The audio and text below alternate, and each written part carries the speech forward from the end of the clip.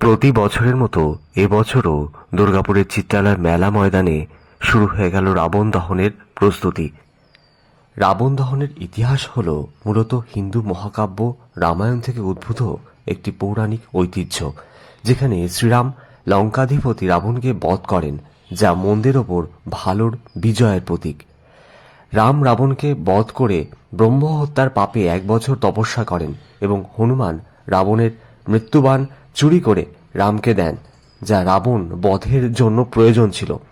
এই ঘটনা দশহরা বা বিজয়া দশমীর দিন ঘটে, যা এই ঐতিহ্যকে উৎসবের সাথে উদযাপন করার মূল কারণ। আর প্রত্যেক বছরের মতো এবছরও রাবণ বধকে ঘিরে রীতিমতো উৎসাহ উদ্দীপনা তুঙ্গে দুর্গাপুরের চিত্রালয় মেলা ময়দানে এখন থেকেই শুরু হয়ে গিয়েছে প্রস্তুতি। আগামী 2রা অক্টোবর বিজয়া দশমীর দিন রাবণ বধ সম্পন্ন করা হবে এই মাঠে। তার জন্য ইতিমধ্যেই ভিআইপিদের বসার জায়গা তৈরি হয়ে গিয়েছে। রাবণ ও তার সঙ্গীদের যেমন কুম্ভকর্ণ এবং মেঘনাদ, তাদের মূর্তি পোড়ানোর রীতি আছে এদিন, আর সেই রীতি পালিত হয় বিজয়া দশমী উৎসবে, যা সাধারণত নবরাত্রির শেষ দিনে পালিত হয়।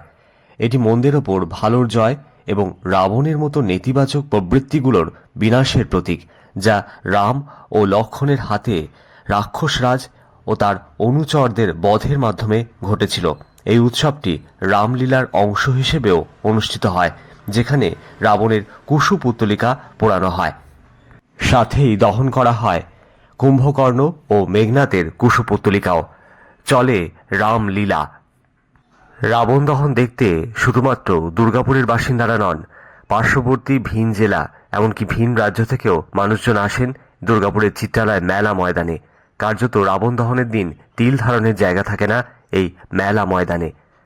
দীর্ঘক্ষণ আতশবাজির প্রদর্শনী চলে রাবণ দহনের মাধ্যমে, যা দেখতে মানুষজনের উৎসাহ উদ্দীপনা থাকে তুঙ্গে। এবছরও তার ব্যতিক্রম ঘটছে না।